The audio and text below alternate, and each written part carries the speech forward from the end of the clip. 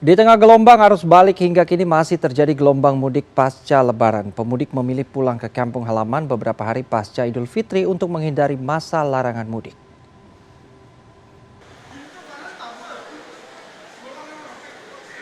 Antrean genose dan tes rapid antigen di stasiun Senen pada 17 Mei hingga pukul 7 malam mencapai 2.400 orang.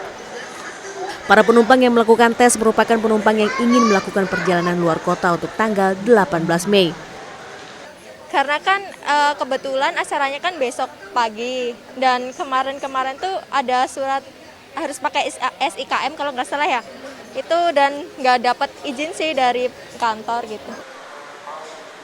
Berdasarkan data dari Vice President Public Relation PT KAI, Joni Martinus, secara total di seluruh Indonesia tercatat ada kenaikan jumlah pembelian tiket di masa pasca Lebaran melebihi pada masa penyekatan pramudik. Pada masa penyekatan 22 April hingga 5 Mei 2021, jumlah penumpang di seluruh Indonesia rata-rata ada pada 36.000 penumpang perharinya. Pada masa larangan mudik, turun 85% menjadi hanya 6.000-an penumpang per hari. Namun di masa pasca larangan, tanggal 18 Mei kembali terjadi peningkatan, yakni tercatat sebanyak 57.000 penumpang yang memesan tiket. Ini mencakup penumpang dari Jakarta ke daerah atau daerah ke Jakarta. Para penumpang yang berpergian di tanggal 18 hingga 24 Mei diwajibkan membawa surat antigen atau PCR atau genose negatif dan hanya berlaku 1 kali 24 jam.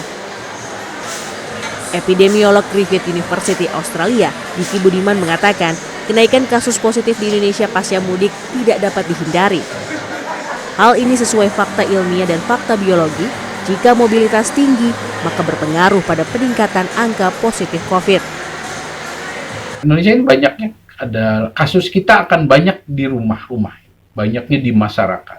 Oleh karena itu perlu ada program penemuan kasus secara aktif yang juga menjangkau ya jadi semacam program penjangkauan ke rumah-rumah. Ini yang harus dilakukan oleh setiap daerah.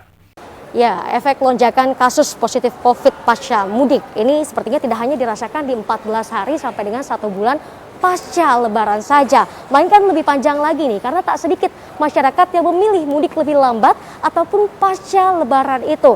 Tentu akal-akalan masyarakat dan kelemahan kebijakan ini harus dievaluasi pemerintah dengan menyusun strategi testing dan juga tracing lebih kuat dan juga lebih lama agar kekhawatiran akan ledakan kasus COVID di Indonesia tidak pernah terjadi. Sandra Insanasari, Andra Anhar, Jakarta.